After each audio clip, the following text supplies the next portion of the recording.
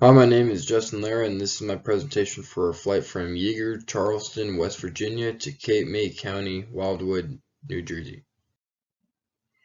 On this trip, I am flying a DA-40 Diamond from West Virginia to New Jersey to meet some family. I am departing at about 6:30 in the morning, and the flight should take roughly 2 hours 10 minutes.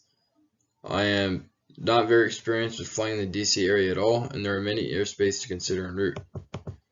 Because I have not completed the FAA training for flight in the DC Special Flight Rules area, I elected to fly around to the north. The top image shows my entire route, and the bottom image shows where the airspace gets interesting.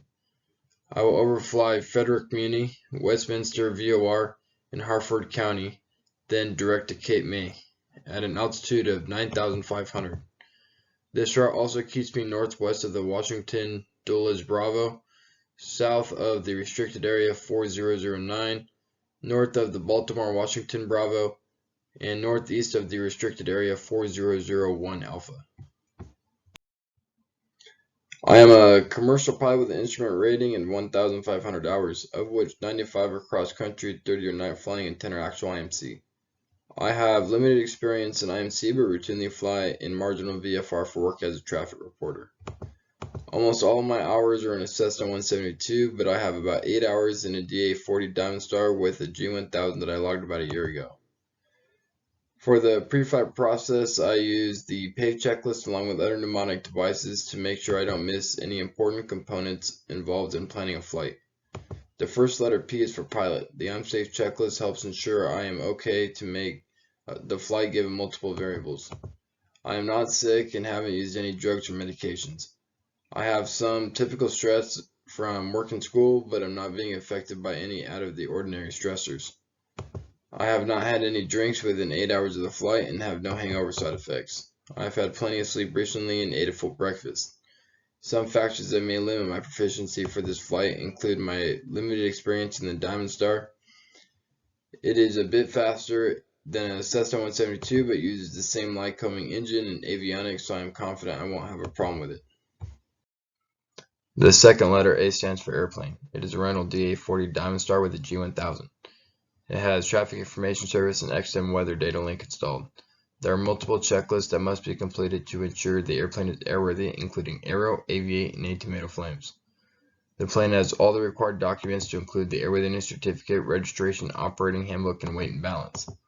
All the maintenance, including the annual 100-hour transponder and ELT inspections, have been completed. It has also had a recent oil change. The plane has all the required equipment for VFR day as prescribed by 91205.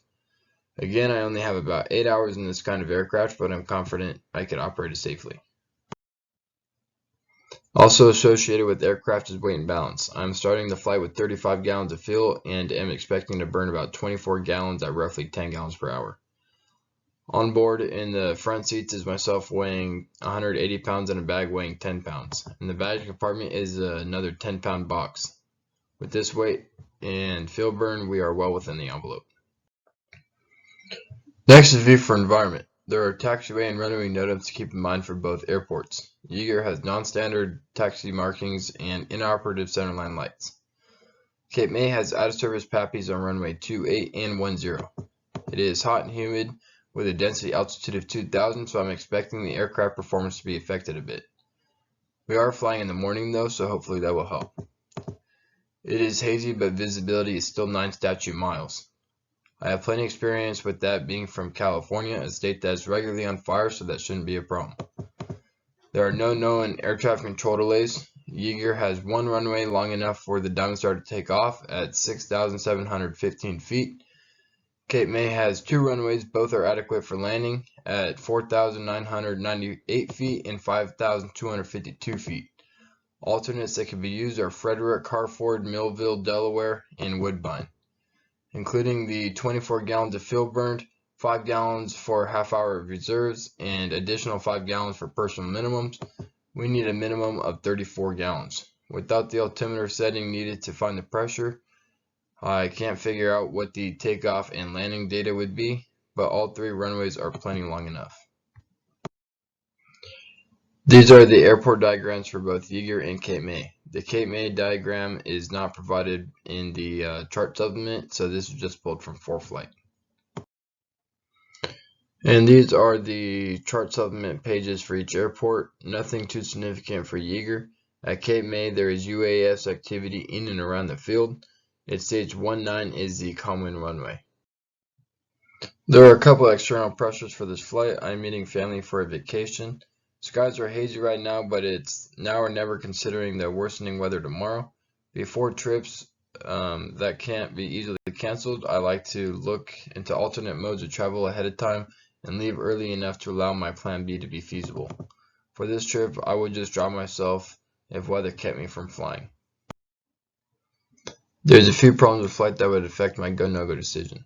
I don't have many hours in this aircraft and haven't flown it in a while. However, this shouldn't be a problem considering the similarities between the aircraft and the Cessna I'm experienced in. It has the same style landing gear, same avionics, and same engine. A major difference between the two is the stick instead of the yoke I'm used to. I would prefer to get some laps in the pattern before making this flight, but other than that, it's a go with regard to the aircraft.